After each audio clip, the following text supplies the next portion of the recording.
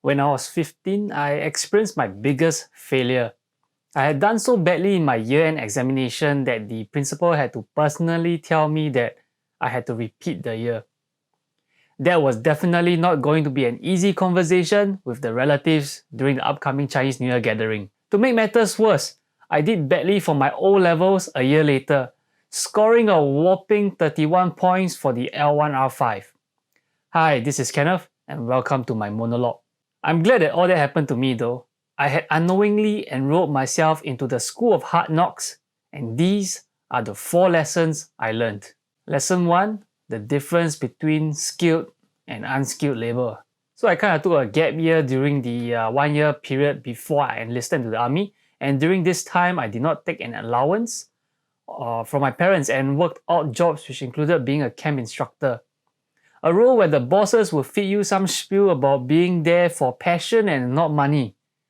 A role where you slept for 3 to 4 hours per night and you get paid a mere $40 per day. But it was here where I really learned the difference between skilled and unskilled labor. There I was slogging away for $40 a day, while the high elements instructors were raking in around $200 and the kayaking instructors were getting about $150. All because they were specialists.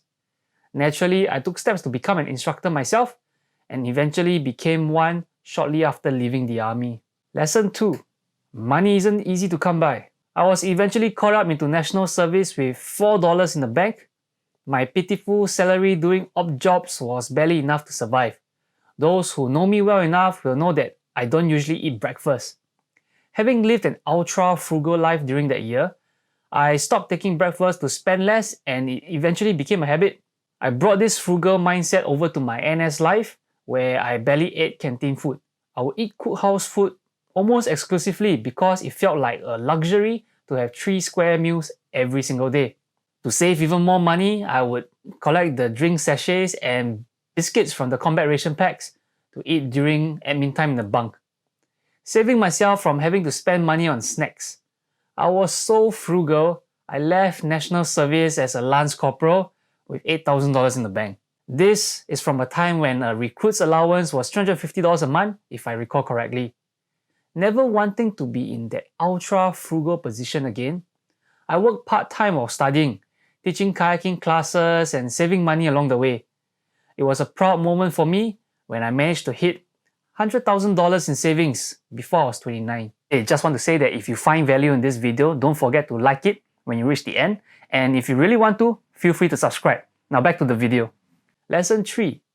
People are mostly shallow and will stereotype.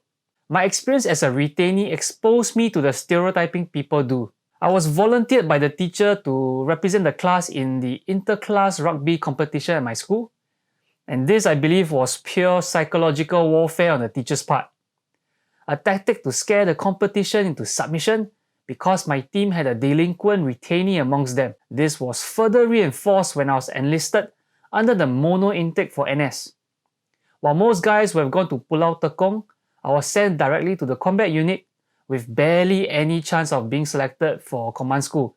In fact, in my whole battalion of about 200 men, only the best soldier would be allowed to go to CISPEC for a chance to become a sergeant.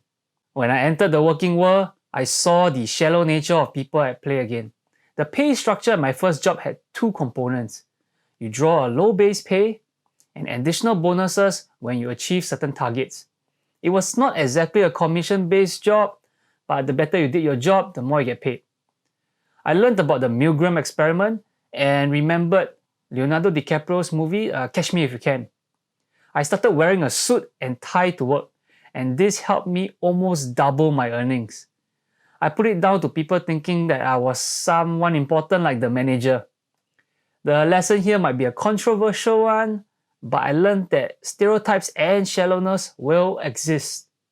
So why not make use of it to tilt the balance in my favor? Lesson 4. Things tend to even out over time. If anything, this is the most hopeful of lessons. After many cycles of in-camp training, I started to see the uneducated lot of enlisted men like myself slowly upgrading to get their diplomas and some even getting their degrees. Others skipped all that and went on to start successful businesses. It was nice to see that we weren't a hopeless bunch. We were merely on a different path or different schedule from everyone else. To quote the immortal words of Chumbawamba, I get knocked down, but I get up again. You're never gonna keep me down. Hey, thanks for taking the time to watch this video. If you found value in this video, please help me out by liking the video.